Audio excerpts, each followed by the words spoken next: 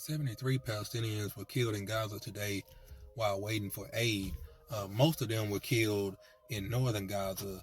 UN workers say they had entered to feed the starving when they encountered large groups of people being attacked by gunfire. Some witnesses say it was the IDF.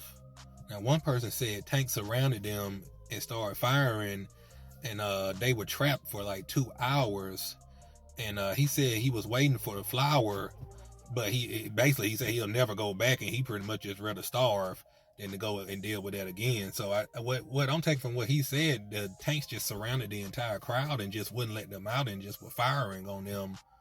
And that's a rough thing to deal with, where you're surrounded by death, and now you're just trying to get aid, and you're getting killed while trying to get the aid. Like, you got people trying to feed you, and you're getting shot to death just trying to get the food.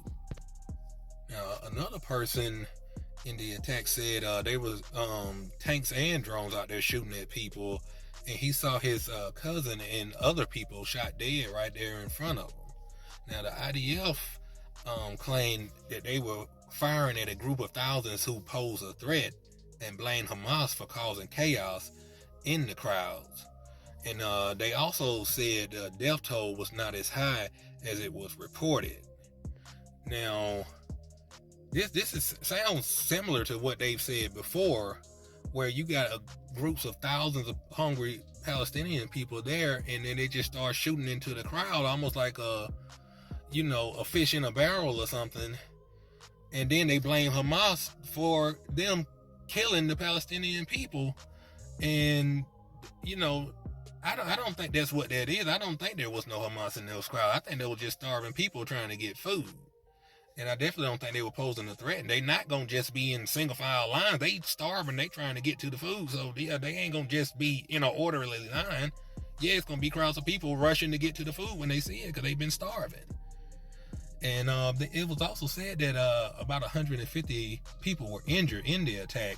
And if the IDF want to complain about the numbers, then they can just let international news outlets come in there, and then they can better see who all is being killed and what's going on. But they don't want to do that because they're trying to hide what they're doing, and they're not even doing a good job of it. They keep killing people and just giving the same excuses after they do it.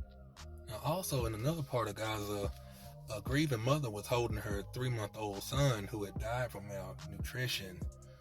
The baby was covered in kind of like a white cloth, and she was just standing there holding them. And that's a rough thing to see. But these are the kind of things that's just constantly going on over there. And they're saying that about 72 children have died from malnutrition. Now, they don't have enough baby formula. And like I said, people get killed just trying to get to the aid. So, there's just a lack of baby formula, which is that they don't really have no excuse for that when they claim they're holding it off to keep it from Hamas stealing it or doing whatever. Why are you holding the baby formula off? That don't make no sense, and it just ain't right.